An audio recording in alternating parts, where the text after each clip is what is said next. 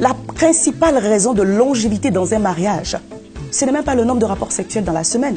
Ce n'est pas le nombre de je t'aime, quoique c'est important. Il y a des hommes qui ont été ailleurs. Oui. Simplement parce qu'ils estiment que, allez, dehors, je peux faire ce que je veux avec celle-là. Mais je l'ai entendu l'autre, aussi. je ne fais pas parce que je la respecte. C'est ça. Alors qu'il peut aussi bien le faire avec sa femme. Vous se retrouvez aussi seul à seul pour jouir de votre vie. Et c'est à ce moment-là que vous vous découvrez aussi sexuellement d'autres façons. De telle sorte que la femme devient comme une amante pour toi. Parce que tu n'auras pas besoin d'aller chercher une amante quelque part. Ce genre de couple où justement, parce qu'il n'y a pas d'enfant, bah, il n'y a plus d'amour aussi au bout d'un moment. Parce que c'est comme si, pour qu'il y ait de l'amour, il faut qu'il y ait des enfants. On a les enfants comme une bénédiction, mais on ne se marie pas forcément pour avoir des enfants. À un moment donné, l'enfant, il a 25 ans, il va partir. Donc, on a les enfants même pour un temps, on n'a pas les enfants pour tout le temps. À quel moment entre l'infidélité, justement? L'homme, quand il est dans son activité, il est plus rapide et que la femme prend son temps. Les femmes se déclenchent en cocotte minutes, mais les hommes en micro-ondes. Donc, faut pas être pressé. La principale raison pour laquelle les couples durent dans le temps, c'est la...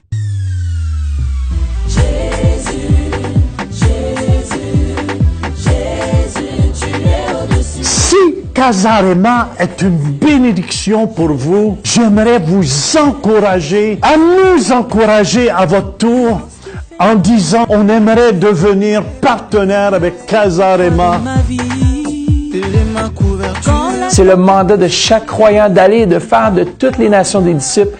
Et vous pouvez le faire par le biais de vos dons. Que ça soit 20 € par mois, 50, 100 € par mois ou même 1000 € par mois, si vous pouvez le faire. Et de cette façon-là, vous allez vous unir à nous à proclamer l'Évangile dans le monde francophone. Moi, je suis partenaire mensuel de Casarema. Et vous? Je suis partenaire de Casarema. Faites comme moi. Devenez partenaire avec Casarema. Je suis partenaire avec Casarema. Jésus, Jésus, Jésus, tu es au-dessus de tout. Mesdames et messieurs, bonjour, bienvenue sur Casarema. Ravi, comme toujours, de vous retrouver encore aujourd'hui. Une émission vraiment spéciale famille. Comme toujours, sur ce plateau, je reçois pour vous la servante de Dieu, le pasteur Armelle Kakou, qui est ici sur ce plateau avec nous et avec elle, nous allons essayer de parler des 7 clés pour une bonne communication dans le couple, de la gestion aussi des conflits au sein du couple. Parce que c'est vrai que plus que jamais, moi je sais pas, depuis que je suis née, depuis que j'ai grandi et depuis que j'ai commencé à comprendre comment est-ce que la vie fonctionne, je n'ai jamais autant vu les complications, les difficultés, les conflits au sein des familles. Je l'ai vécu au sein de ma propre famille, entre mes deux parents. J'ai vu les conflits et je peux vous garantir que ce n'est vraiment pas sain de faire grandir les enfants au sein d'une union en conflit.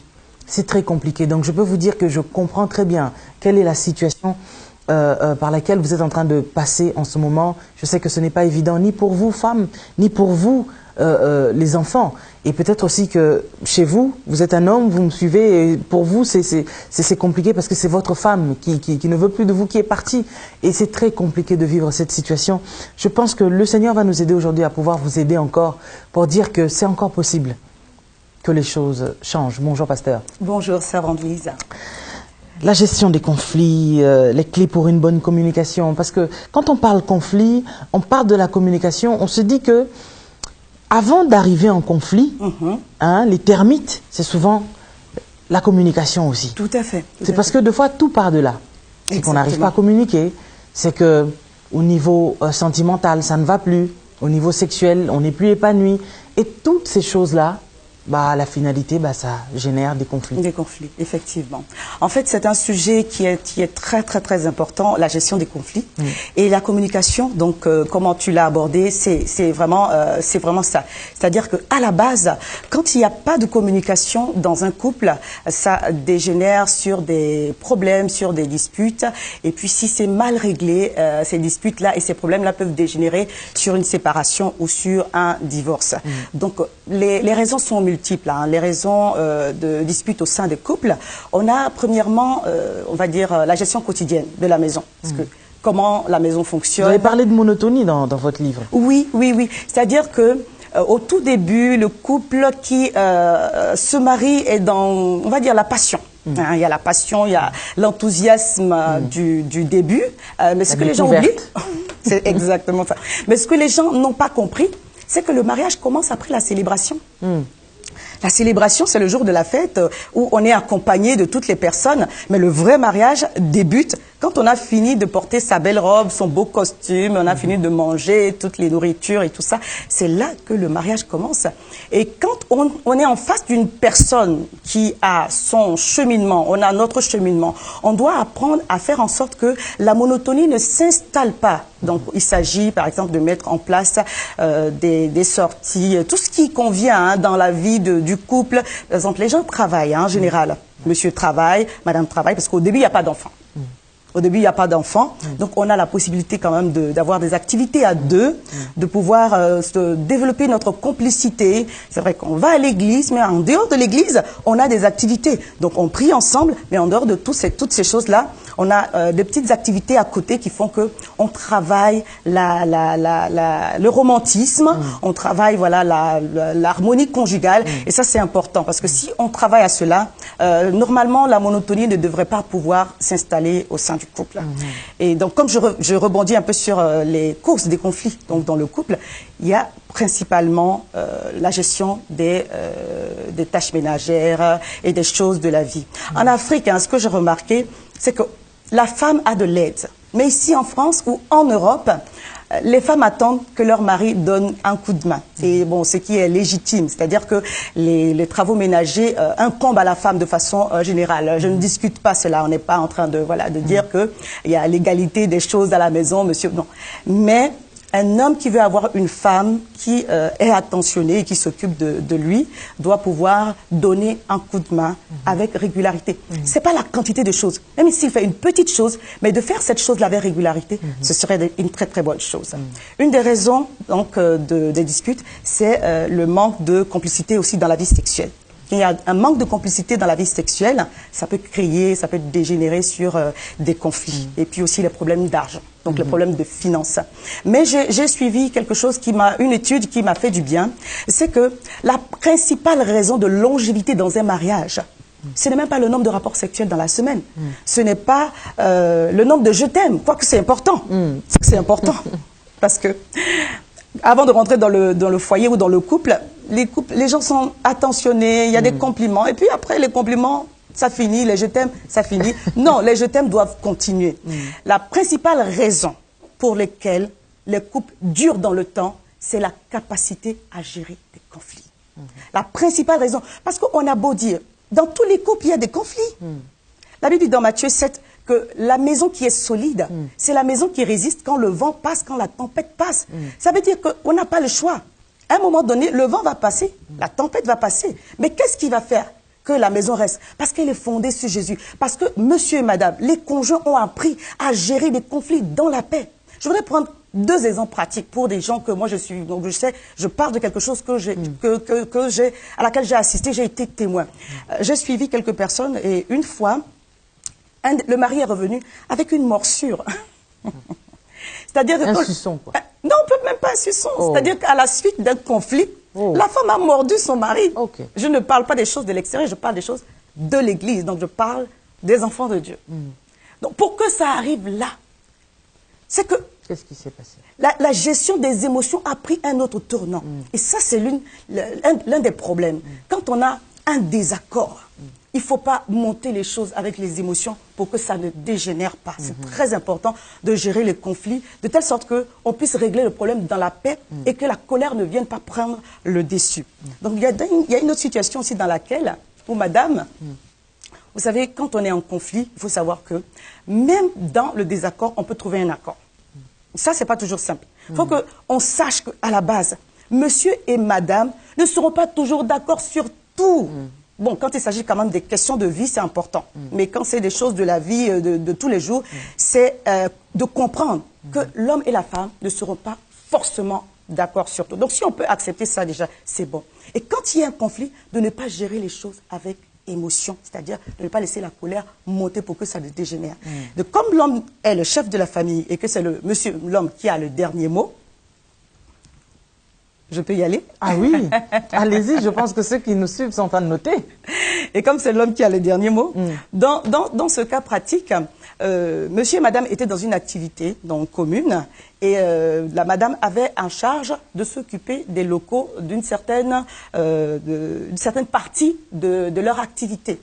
Et monsieur qui décide donc un jour que pour des questions de priorité, madame ne doit plus s'occuper de l'autre activité. Donc madame qui réfléchit pour dire à son mari, ça fait quand même plusieurs années, ça fait plus de 3 ans que je suis dans cette activité. Donc même si tu es le chef, regarde le temps dans lequel je me suis investi, le travail, je ne travaille pas seul. Et monsieur qui dit, obligé, parce que je reçois dans mon cœur qu'on a la priorité de fermer ça pour passer à autre chose, il faut que tu arrêtes. Donc dans la sagesse, madame demande quand même un délai, étant donné qu'elle ne travaille pas sur dans des locaux avec un bail de 3, 6, 9, et monsieur qui décide par colère de fermer les locaux. Mais comment ça s'est passé? Madame se retrouve un jour dans les locaux avec des traces de pipi et on va dire le disjoncteur qui était découpé à la cisaille, qui a fait que ça a créé une tension. Ce sont des choses dont j'ai été témoin, pas témoin toute seule, témoin avec d'autres témoins. C'est-à-dire que même à l'église, on se retrouve avec un niveau de violence qu'on n'a pas la mesure et on ne comprend pas la parole de Dieu qui dit que quand vous vous mettez en colère, ne donnez pas accès au diable. Parce que quand on se met en colère, on peut donner accès au diable. Donc pour ne pas que les choses dégénèrent, pour pas qu'il y ait des morsures ou que quelqu'un aille uriner dans un endroit où il ne faut pas qu'il aille uriner, il faut faire les choses avec sagesse. Donc il y a des moments où on peut en référer à une tierce personne pour venir aider le couple. Les gens qui accompagnent au mariage, par exemple le témoin de marié, les pasteurs, tout ça, c'est pas pour faire joli. C'est parce qu'il arrive des conflits dans le couple où des fois on a besoin de l'intervention d'une autre personne qui est à même vraiment d'être objective pour pouvoir trancher un peu et aider le couple. Mais est-ce qu'on sait un petit peu à quel moment le diable s'introduit au sein du couple quand même? Forcément, parce que quand la colère monte, il y a un niveau où on sent que là, on n'est plus à se donner des versets bibliques. Parce que des fois, en tant que chrétien, on s'envoie les versets alors qu'il faut justement vivre la chose pour ne pas que ça arrive. Nous sommes appelés à être des artisans de paix. Quand on voit qu'une dispute est récurrente, ce n'est pas bon. Les statistiques montrent que même si les disputes sont inévitables au sein du couple, dans le foyer, les disputes répétées et violentes conduisent, pour la plupart des cas, aux séparations et au divorce. Donc, ceux qui sont en train de m'écouter, si vous avez des disputes récurrentes, violentes, ce n'est pas bon. Il faut y travailler parce que ça va conduire tôt ou tard. Les mauvaises choses qu'on fait ont toujours des mauvais résultats. Donc, ça va conduire tôt ou tard à une séparation ou à un divorce. Donc, voilà un peu ce que je voulais dire par rapport à ça. Waouh, c'est quand même compliqué tout ça. Et comment est-ce qu'on en arrive justement à ces conflits de communication d'abord? C'est que tu dis quelque chose qui ne me plaît pas ou bien c'est quoi en fait? Comment est-ce que ça s'introduit toutes ces choses? Mais les désaccords arrivent, les désaccords arrivent toujours. C'est-à-dire qu'on peut ne pas être d'accord sur un sujet. Ça peut être sur les finances par exemple. Mais quand les désaccords arrivent sur les finances et qu'on essaie de régler, on ne cherche pas en fait à avoir raison. Je m'explique. C'est-à-dire que quand on veut régler un désaccord dans la paix, on ne cherche pas la victoire. Chacun ne cherche pas à ce que s'accaparer de... Exactement, attirer la chose vers elle. Il faut chercher une solution. Et quand je cherche une solution, que je m'appuie sur la parole de Dieu dit, je ne prends pas parti, mais je ne regarde pas à mes propres intérêts, mais je regarde à l'intérêt du couple.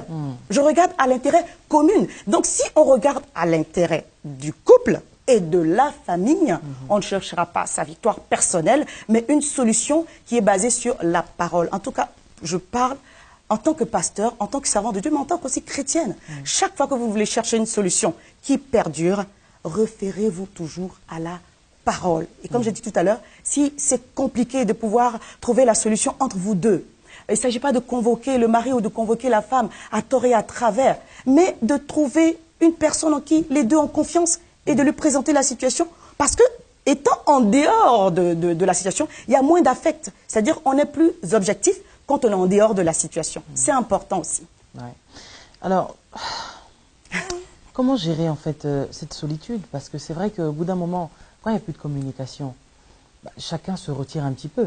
Oui, j'en ai parlé dernièrement. Et dans votre livre, vous en parlez justement. Alors,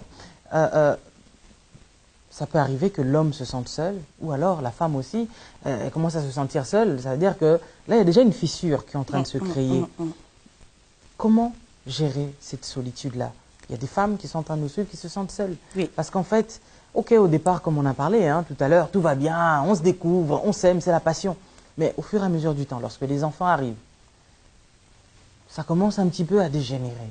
Parce que l'homme a l'impression que celle-ci passe plus son temps à gérer ses enfants. Moi aussi, il faut que je me trouve des choses à faire. Alors, cette union qu'on avait au départ, ça commence un petit peu à s'étirer. Et puis, petit à petit, ça commence à partir. Mais il faut gérer ça absolument. Bien sûr, bien sûr. Pour éviter la rupture. Tout à fait, tout à fait.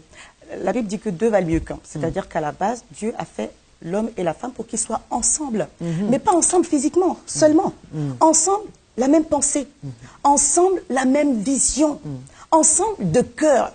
Parce qu'effectivement, ça arrive que deux soient ensemble, mais ils sont ensemble de corps. Ouais. Chacun a ses challenges. C'est très mauvais. Quand le couple a la volonté que les choses s'arrangent, on commence d'abord par trouver quelles sont les raisons de la solitude. Pourquoi est-ce qu'il y a la solitude? Est-ce que c'est la belle famille qui fait qu'il y a la solitude? Parce que ça peut arriver. Est-ce que c'est le travail? Parce que toi, tu es dans un travail que, par exemple, l'autre fait des gardes, mais des gardes qui font que la nuit, on ne se voit pas. Ça peut arriver de façon professionnelle que ça complique certaines situations. Quelle est la raison? Est-ce que c'est parce qu'il y a eu un adultère et qu'il y a eu un manque de pardon et que madame s'est réfugiée dans ses sentiments et que l'ennemi utilise ça pour ou monsieur, parce qu'il peut y avoir l'adultère des deux côtés. Quelle est la véritable raison de cette solitude? Quand on a trouvé la raison de la solitude, on décide les deux d'y travailler. Et ça va prendre du temps. Il n'y a pas de solution miracle, en fait. C'est pourquoi je parle dans mon livre du mariage, un défi à deux. Il ne faut pas qu'il y en ait un qui supporte l'autre jusqu'à ce qu'il soit épuisé de supporter l'autre. Parce que nous sommes des êtres humains. La Bible dit même le Saint-Esprit qui est Dieu. Quand il attriste, qu'est-ce qu'il fait? Il s'en va. Mais ton conjoint avec qui tu es scellé dans une alliance, on ne peut pas lui faire subir des choses sur la durée sans avoir aussi de son côté faire des efforts pour que les choses s'arrangent. Donc c'est important de trouver déjà les causes, parce que c'est en fonction des causes qu'on apportera les solutions. Mais quand on a trouvé les causes, on décide d'y travailler à deux. Donc il faut prendre du temps ensemble. Alors, est-ce qu'il faut prendre le temps aussi de s'asseoir, de parler? Bien sûr, la communication. Mais justement, quand la communication ne passe plus, qu'est-ce qu'on fait? On passe à quoi?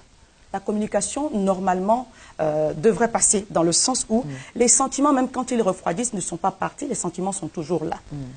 Et quand on veut faire des efforts à deux, en fait, il faut que les deux soient d'accord pour faire des efforts, on s'assoit et on parle. À moins qu'ils aient décidé de se séparer. Mais quand un couple a vraiment envie d'avancer, ils vont voir leur pasteur ensemble. Ils vont voir leurs témoins ensemble. Ils font des démarches ensemble. Mais j'ai remarqué aussi, dans les deux cas que j'ai suivis, dont je vous ai parlé, que la plupart du temps, un des conjoints ne veut pas qu'une personne extérieure intervienne parce qu'elle considère qu'elle a raison et parce qu'elle ne veut même pas prendre le risque qu'on lui dise qu'elle a tort.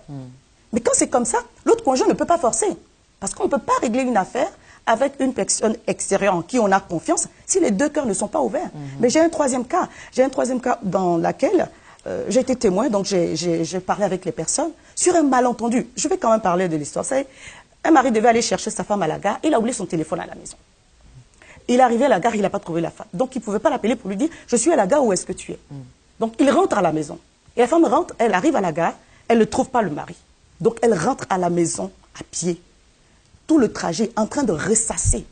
Quand elle est arrivée à la maison, l'affaire a dégénéré. Mais quand on a parlé, qu'est-ce qui s'est passé? De part et d'autre, ils ont reconnu leur tort. Et puis ils ont avancé. C'est ça aussi. C'est-à-dire qu'on a beau avoir la spiritualité, on a beau être rempli de Saint-Esprit et aussi avoir un fondement de maturité spirituelle, à un moment donné, on a besoin d'aide. Il faut être juste humble, dire « Non, là, j'ai besoin d'aide. Venez et donnez-moi un coup de main. » Et avoir l'humilité de demander pardon.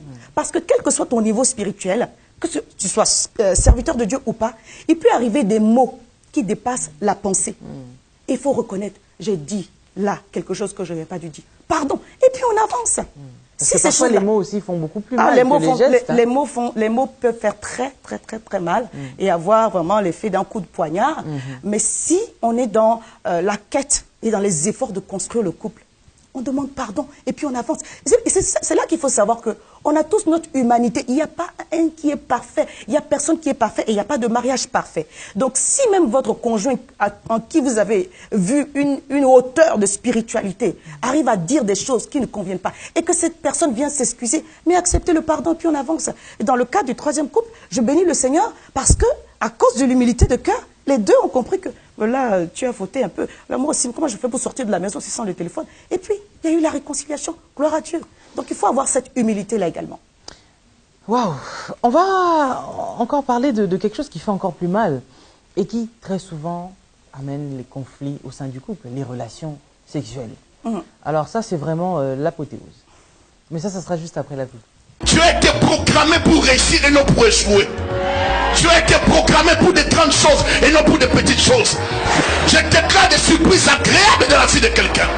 Car Jésus, Peuple de Dieu, vivez 2 journées intenses de puissance divine à Paris, le samedi 31 mars et le dimanche 1er avril 2018.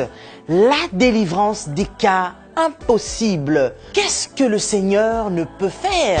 Car la Bible dit, par ses meurtrissures, nous sommes guéris. Il y aura un temps de délivrance, un temps de restauration, d'affectation et de guérison le 31 mars et le 1er avril avec l'homme de Dieu, le pasteur Prosper Thierry Chinkola du Canada.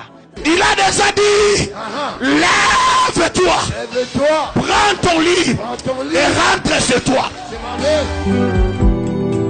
Peu importe ton problème, maladie, problème de finances, problème de famille, problème de délivrance, malédiction familiale, Dieu est capable de changer ta situation. N'hésite pas, viens à la salle de conférence de l'hôtel Novotel Bagnolet à l'adresse 1 avenue de la République 93 177 Bagnolet. Infoline 07 69 15 69 36. Ne reste pas chez toi, lève-toi et viens. N'abandonne pas la foi, n'abandonne pas jamais.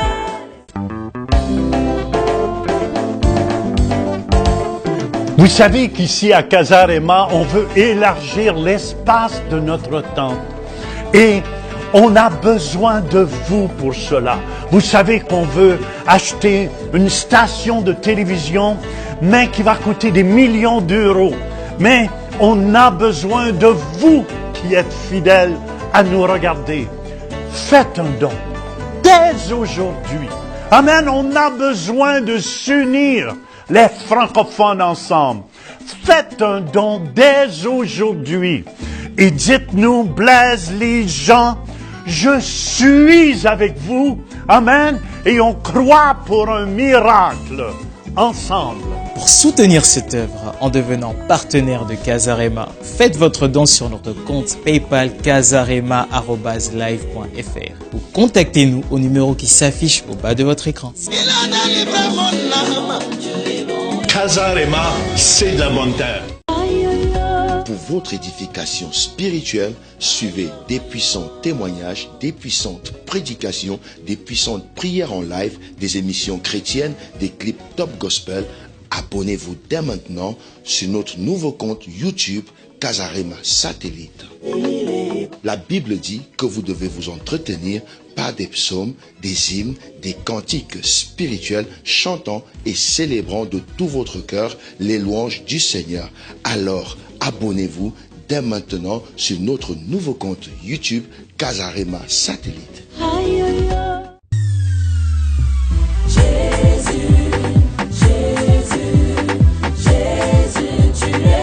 Si Casarema est une bénédiction pour vous, j'aimerais vous encourager, à nous encourager à votre tour, en disant on aimerait devenir partenaire avec Casarema.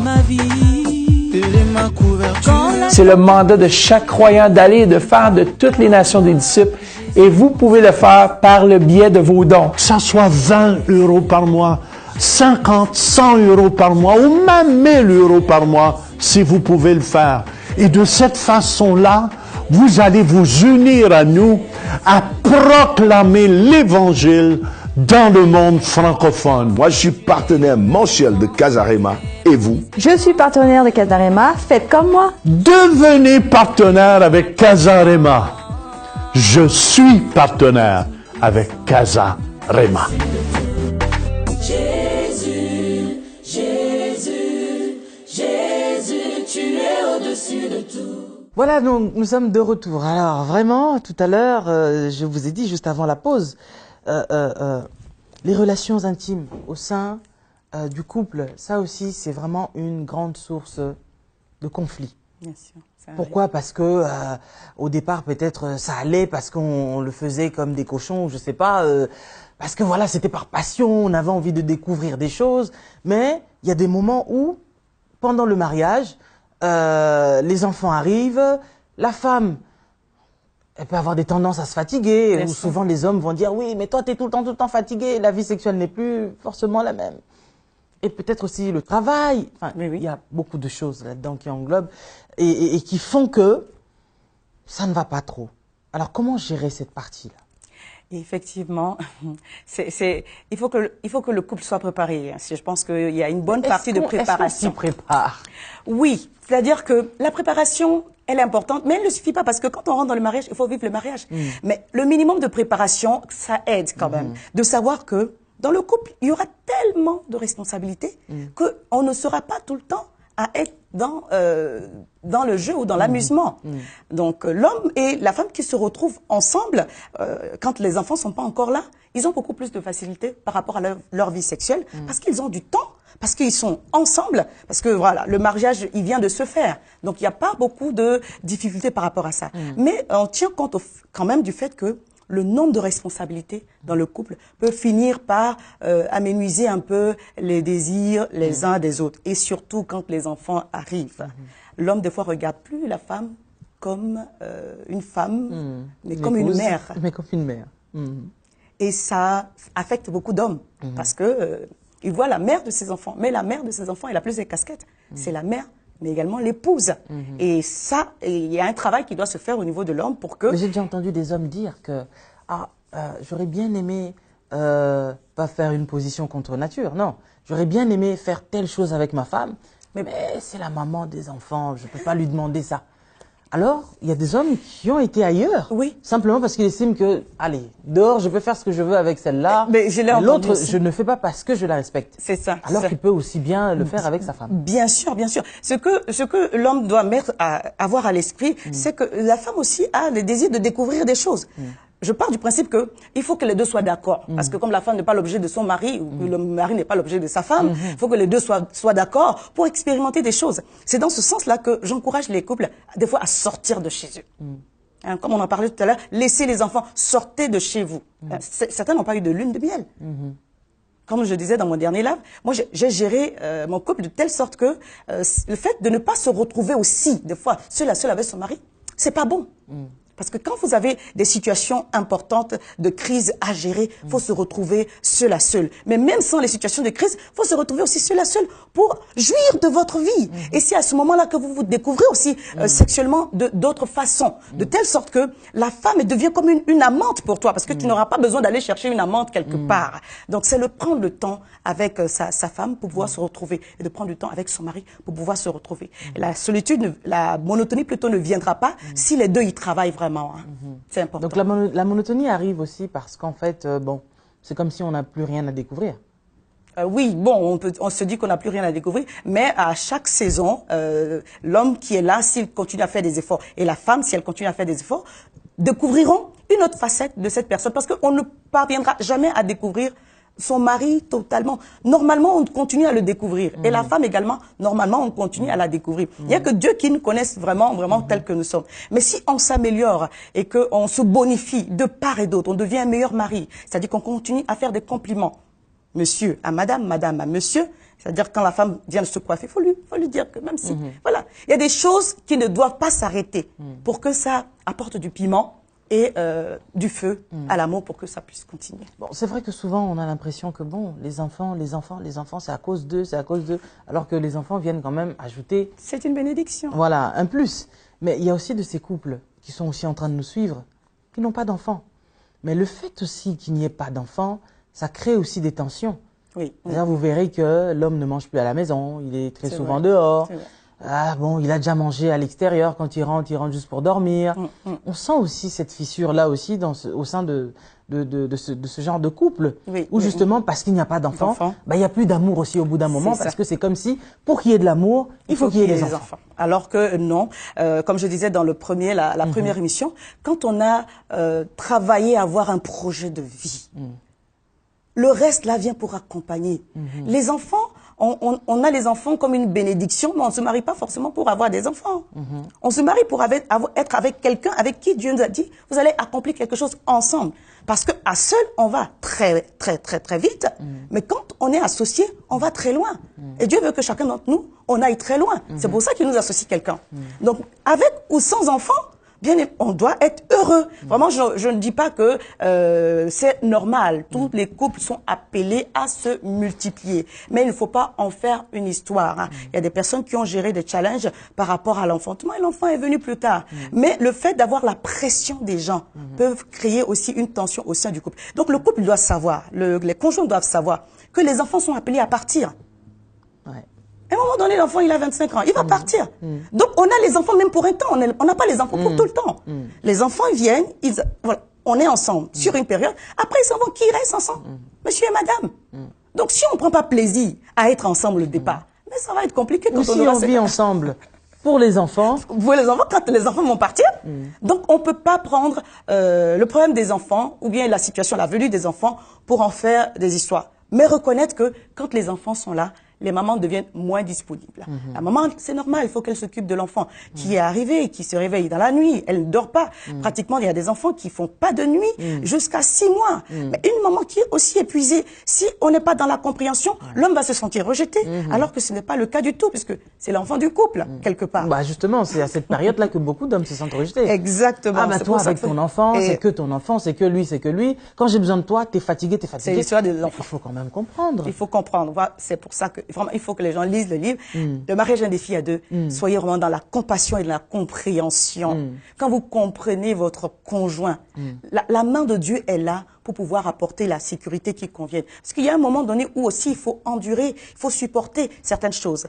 Quand on dit supporter, ça veut dire que ça ne nous plaît pas, mais on supporte. Donc de part et d'autre. Le mari supporte certaines périodes où la femme n'est pas totalement disponible, peut-être affectivement ou physiquement, et la femme, pareillement, de côté de son mari. Mais le mari qui, par rapport au fait qu'il n'y a pas d'enfant, ne rentre plus à la maison et qui considère que sa femme est maudite quelque part, il ne fait pas preuve de sagesse, qu'il comprenne que c'est une difficulté pour une femme, parce qu'on est créé pour avoir des enfants.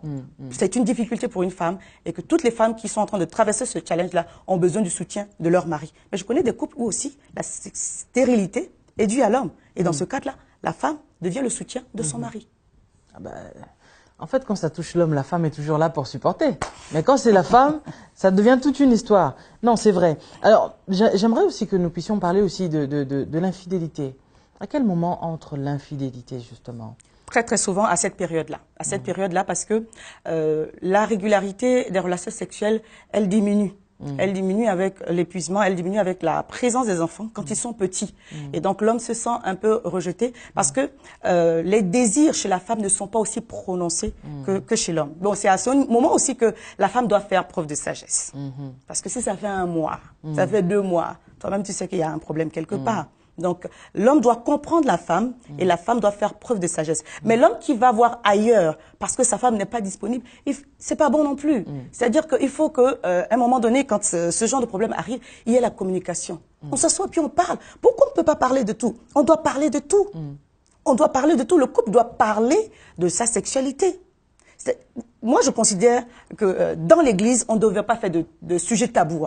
Au sein du couple, dans l'Église, on ne devrait pas faire de sujets tabous. La dernière fois, j'ai juste amorcé un peu le fait que les femmes ne vivent pas leur sexualité pleinement. Mais c'est quelque chose qui est constaté. Mais qu'est-ce qu'on fait? Les maris doivent apprendre à savoir, mais qu'est-ce qui déclenche le désir chez ma femme? Si tu fais quelque chose ici que ça la chatouille, tu sais que là-bas, il faut se connaître. Et comment tu fais pour ne pas faire jouir ta femme? Mais ça, c'est parce qu'ils ne se connaissent pas. Parce que l'homme, quand il est dans son activité, il est plus rapide et que la femme prend son temps. Donc, il faut prendre le temps de préparer la femme. Ce que je disais dans mon live, les femmes se déclenchent en 50 minutes, mais les hommes en micro-ondes. Donc, faut pas être pressé. Il faut que la femme là que tu as ait le désir de revenir vers toi. Parce qu'après, ça devient le sexe par obligation. Mais le sexe par obligation, quand ça devient une habitude, la femme, elle n'a plus envie. Est-ce que les hommes savent ça? Que quand c'est par obligation, si c'est pour te faire plaisir, elle va le faire. Mais si c'est pour te faire plaisir sur la durée, elle n'aura plus envie. Mais quand tu sais lui faire plaisir, là où elle est sensible, tu sais où la toucher, là, mais elle va venir vers toi, mais de façon spontanée. Et c'est ce que les maris demandent et recherchent. Donc qu'ils apprennent à connaître leur femme. Et ils seront heureux. Ils seront satisfaits. Et puis, souvent, les hommes n'ont pas tellement besoin qu'on les stimule à fond. Pas vraiment. Mais la femme a vraiment... Bon, vous l'avez cité aussi dans votre livre que l'homme, en moyenne, par jour, chaque... 50 minutes. 50 minutes, il pense au sexe. Oui. Waouh, quand même. Quand même, oui. C'est-à-dire que... faut être un homme. Hein. Comme je dis, on ne comprendra jamais parfaitement un homme en tant que femme et l'homme ne comprendra jamais parfaitement. Le tout, c'est d'accepter que, voilà, il y a cette différence-là, mais on est complémentaires. Dieu nous a mis ensemble, on est complémentaires. Donc, le fait de savoir que le mari a beaucoup il a du désir et que vraiment, il a beaucoup plus d'envie que la femme, peut permettre aussi à la femme de sauver son mariage. Parce qu'elle sait. Comment on déclenche ce désir? Chez l'homme. On n'a pas besoin de le déclencher. Ou chez sa femme, parce que c'est vrai que souvent, c'est les femmes qui ont tendance à se plaindre en disant que bon, je n'ai plus aucun désir, je ne ressens plus rien. Oui. C'est-à-dire, il faut savoir que si tu ne travailles pas, ton mariage peut courir à sa perte. Donc, quelque part, commencer à parler avec son mari pour lui faire comprendre que depuis telle situation, j'ai plus de désir, c'est pas que je ne veux pas revenir vers toi par rapport à la maternité, par rapport à ceci. Et pendant que vous êtes en train de parler, en fait, exposer la situation. Et pendant que vous parlez, vous trouvez des solutions ensemble. Si la fréquence a diminué, on dit l'appétit vient en mangeant. Si tu commences à manger, ça va venir. On ne va pas attendre. Une fois, j'ai eu des jeunes gens qui m'ont dit, je pensais qu'en me mariant, je serais toujours dans cette excitation, mais je me suis mariée. Mais ça, c'est pas normal aussi. Parce qu'au début du mariage, on a cette envie-là d'aller vers son... Voilà, tu as tellement brûlé... Il ne faut pas se marier pour le sexe. Exactement. Tu as tellement brûlé que maintenant... Non, on se marie pour avoir quelqu'un avec qui construire sa vie. Mais la sexualité bien organisée participe aussi à cette harmonie conjugale-là. Donc, si vraiment il y a des frictions par rapport à ça, on en parle.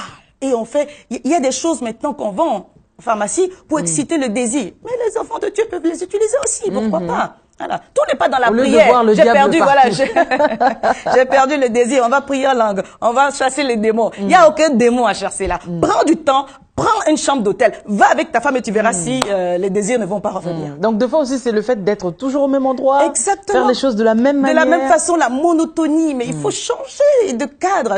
Il faut sortir de son cadre. Vous savez, les problèmes de la vie mettent une telle pression que rien que les situations, par exemple un couple qui traverse de graves difficultés financières, ça peut enlever même le désir, même dans le cœur de l'homme, alors que les hommes sont plus prompts. Mais à un moment, un mari peut passer des mois sans même avoir envie parce qu'il gère des challenges. Donc, des fois, pour sortir de ce genre de situation, en fait, pour sauver le couple, il faut prendre des mesures radicales. Il faut créer l'environnement qui convient. C'est pas quelqu'un d'autre qui va le créer pour vous. Donc, après avoir prié, il faut créer un moment. Il faut créer une sortie. Il faut créer quelque chose qui vous mette ensemble. Et je sais que quand on commence à parler, quand on se met ensemble et qu'on cherche une solution devant la face de Dieu, en se référant à la parole de Dieu, mais le Seigneur vient toujours au secours. Vous avez soulevé quelque chose tout à l'heure, c'est important de connaître le corps de sa conjointe ou de son conjoint. C'est important. C'est très, très important. Parce que sinon, comment est-ce que tu vas arriver à stimuler, en fait, exactement, ton conjoint ou ta conjointe? Bon, les hommes, c'est vrai qu'ils sont toujours, allez, on y va, on démarre. Mais la femme, non. Et c'est vrai qu'il y a des femmes qui ont peut-être des choses à cacher, des cicatrices, des choses comme ça, et qui ont du mal à se laisser découvrir face à leur mari. D'où on voit, il y en a certains qui me disent, oui, mais moi, on le fait dans le noir, parce que je veux pas qu'ils puissent voir mon corps. Et souvent, c'est des femmes, après avoir eu des bébés, le corps est un peu déformé. Alors, tu as honte aussi de toi. Mais est-ce que c'est aussi à l'homme d'encourager aussi sa conjointe? Tout à fait. C'est-à-dire que c'est à ce moment-là que le mari doit rassurer sa femme. Vraiment. Hein? Il y a des maris qui se moquent de leur femme. Mais quand une femme, on se moque d'elle, alors que déjà, elle c'est pas qu'elle est complexée à la base, mais on fait tellement attention quand tu as grossi un peu, qu'on te dit tu as grossi, tu es complètement découragé parce que, oh, on t'a dit que tu as pris du poids. Donc, le mari doit être à encourager son épouse. Parce que les seins ne seront plus les seins de celle que tu as connue quand elle n'avait pas d'enfant. Le ventre ne sera plus le ventre de celle que tu as connue quand elle n'avait pas d'enfant.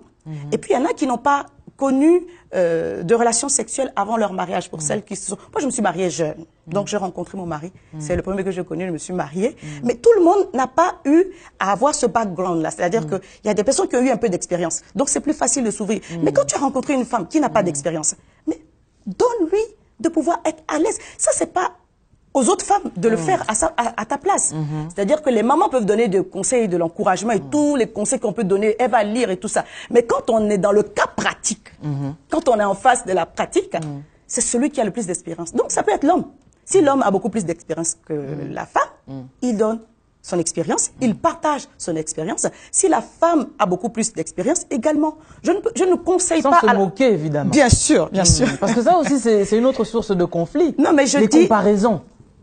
C'est pas, franchement, moi je veux encourager toutes les femmes aujourd'hui et je pense que comme on est dans le mois de mars, j'en profite, hein, je vais saluer toutes les femmes qui vraiment se battent, toutes les femmes qui sont soumises, parce que c'est vrai, on prêche beaucoup aux femmes qui ne sont pas soumises et tout ça. C'est important. Nous sommes dans les églises et on voit que 80%, plus que ça, de l'effectif des églises, ce sont des femmes. Donc on est dans l'obligation en tant que, voilà, d'enseigner aux femmes. Donc, on enseigne aux femmes d'être soumises, mais sachez aussi qu'il y a des femmes qui sont soumises. Il faut honorer ces femmes-là, ces mamans-là, qui perduent des fois dans des mariages difficiles. Il faut les encourager. Il y a des femmes qui sont soumises dans des mariages heureux, mais il y a des femmes qui sont soumises dans des mariages difficiles. Que cette journée soit une journée de grâce pour elles, la journée de la femme, voilà, et que la bénédiction de l'Éternel se répande sur toutes les femmes, qu'elles soient encouragées. Donc, parlant des comparaisons. Pour chuter déjà. Oui. Les femmes qui sont comparées aux autres. C'est-à-dire que le mari, quand il sort et puis voit... Mon ex n'était pas comme toi. Mais ça arrive. Mon ex n'était pas comme toi, mais il est avec... accroché au bras de sa femme, je cherche le mot, dans la rue, et il complimente les autres femmes qu'il voit. Mais pas sa femme. Mais pas sa femme. Ah, t'as vu comment elle est belle? Ah, t'as vu comment elle est grande? Mais comment on peut dire des choses comme ça alors que votre femme est là et que vous ne l'encouragez pas à la base? Il y a ce complexe-là. Mais après, dans la sexualité ou dans l'intimité, ça va se ressentir. Ça va se ressentir parce que une femme qui se sent aimée, c'est une femme qui est dévouée sexuellement. Une femme qui ne se sent pas, parce qu'elle fonctionne habituellement, on fonctionne hormis celles qui ont des problèmes spirituels. Voilà, hormis celles qui ont des problèmes spirituels, on fonctionne à l'affectif. Mais c'est comme ça que Dieu nous a créés. Donc il n'y a rien de démoniaque en cela. Une femme qui se sent aimée, c'est une femme qui est dévouée sexuellement. Donc moi, mon encouragement, c'est d'encourager les hommes à aimer leurs femmes, à les encourager, hein, même si la morphologie a changé. Ce n'est plus la femme d'antan, là où la jeune fille d'antan, mais c'est aussi... L'homme aussi change. L'homme aussi change, on l'a dit la dernière fois. C'est aussi la mère de tes enfants. Et c'est aussi la personne avec qui tu vas cheminer plutôt pour des projets que le Seigneur a mis dans le cœur. Donc, on ne s'arrête pas au physique. On s'arrête à la valeur intérieure de la femme. Cette femme vertueuse-là, cette femme qui sait t'encourager, cette femme qui sait te soutenir et te fortifier. On s'attache à ça. Et cette femme-là deviendra quelque chose pour cet homme-là. Ah ben, super. Merci beaucoup, pasteur. Et je pense que, peut-être juste pour compléter ce qu'elle vient de dire, c'est vice-versa aussi, hein. Bien sûr. À la femme, arrête de comparer toujours ton homme à tes ex. Bien sûr. Ah oui, tu sais, lui, il me faisait l'amour comme ça. Lui, il avait un pénis qui était comme ça. Et il me tournait comme ça. Non. C'est à toi d'apprendre à ton homme ce que tu aimes qu'on te fasse. Et non pas à te mettre là à comparer parce que ça peut aussi frustrer aussi ton homme. Et puis le pousser aussi à aller voir ailleurs. Tu comprends? Donc voilà, faut être sage. Merci beaucoup. Je pense qu'on va se retrouver encore. D'accord. Pour toujours parler sur le couple, la famille et essayer d'aider et de sauver une famille, un couple. Si vous avez été bénis, n'oubliez surtout pas de partager cette émission et de partager ça tout autour de vous, vos amis, envoyez ça, envoyez ça, envoyez ça. Je pense que ça sera une bonne offrande de votre part, vraiment, que de le faire. N'oubliez pas de soutenir Casarema par vos prières, par vos dons. Vraiment, que Dieu vous bénisse.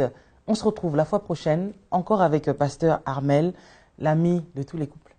Merci, Élise. Que Dieu vous bénisse. À bientôt, bye bye. Jésus, Jésus, Jésus, Casarema est une bénédiction pour vous. J'aimerais vous encourager, à nous encourager à votre tour, en disant on aimerait devenir partenaire avec Casarema. C'est le mandat de chaque croyant d'aller et de faire de toutes les nations des disciples. Et vous pouvez le faire par le biais de vos dons. Que ça soit 20 € par mois, 50, 100 € par mois, ou même 1000 € par mois, si vous pouvez le faire. Et de cette façon-là, vous allez vous unir à nous à proclamer l'Évangile dans le monde francophone. Moi, je suis partenaire mensuel de Casarema. Et vous? Je suis partenaire de Casarema. Faites comme moi. Devenez partenaire avec Casarema. Je suis partenaire avec Casarema.